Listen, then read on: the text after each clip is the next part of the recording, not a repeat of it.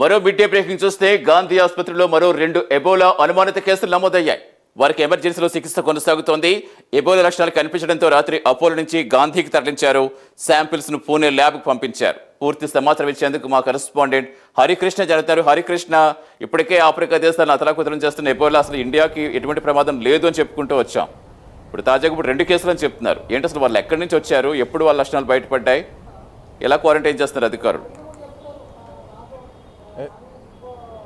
Yes, thank you Satish.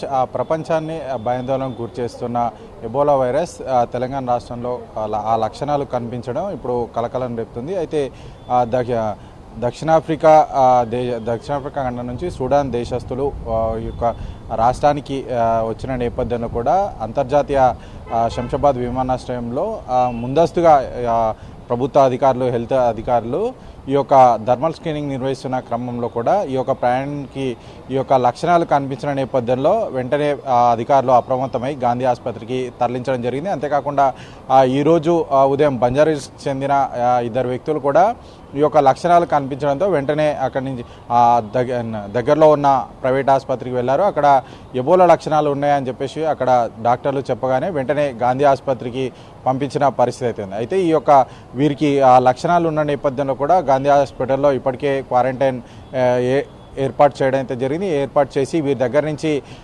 రక్తం, అదేవిధంగా ఇతర నమూనాలు కూడా సేకరించి పూణేలోని నేషనల్ ఇన్స్టిట్యూట్ ఆఫ్ వైరాలజీ సెంటర్కి అయితే పంపడం జరిగింది. పంపించి అక్కడ ఒక టెస్ట్ నిర్వహించనున్నారు. అయితే ప్రాథమికంగా ఈ లక్షణాలు ఉన్న నేపథ్యంలో కూడా వీరి ముగ్గురిని కూడా క్వారంటైన్లో ఉంచడం జరిగింది. దాదాపుగా 21 రోజుల పాటు వీరిని ప్రత్యేక పర్యవేక్షణలో అయితే అధికారులు ఉంచుతున్నారు. అయితే ఇప్పటికే వీరికి సంబంధించి ప్రత్యేకంగా ఐసోలేషన్ వార్డ్ ఏర్పాటు చేయడం అయితే జరిగిందంటూ కూడా అధికారులు అయితే చెప్తున్న పరిస్థితి అయితే ఉంది. అయితే ఈ యొక్క ముగ్గురు కూడా విదేశాల నుంచి వచ్చిన నేపథ్యంలో కూడా వీరు ఎవరినైనా కాంటాక్ట్ అయ్యారా, వీరితో పాటు ప్రయాణించిన వాళ్ళు ఎవరున్నారు, వారికి ఏమైనా ఈ యొక్క లక్షణాలు ఉన్నాయా అన్న పనిలో అయితే అధికారులు అయితే నిమగ్నమయ్యారు. వారిని కూడా వారు ఎవరు అని తెలుసుకునే పనిలో అయితే అధికారులు నిమగ్నమై వారికి కూడా ఈ యొక్క లక్షణాలు ఉన్నాయా లేదా అనే దానిపైన అధికారులు అయితే పర్యవేక్షణ కొనసాగిస్తున్నారు. ప్రస్తుతానికి ఈ యొక్క ఏవైతే లక్షణాలు ఉన్న వ్యక్తుల దగ్గర నుంచి కూడా ఈ యొక్క నమూనాలు సేకరించి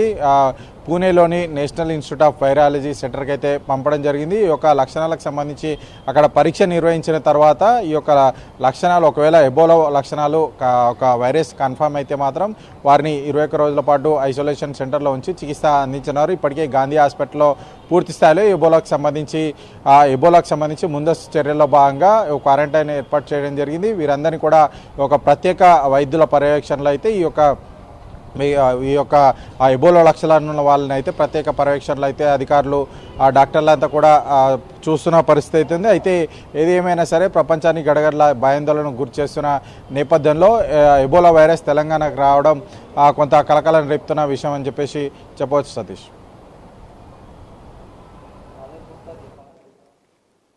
థ్యాంక్ యూ హరికృష్ణ.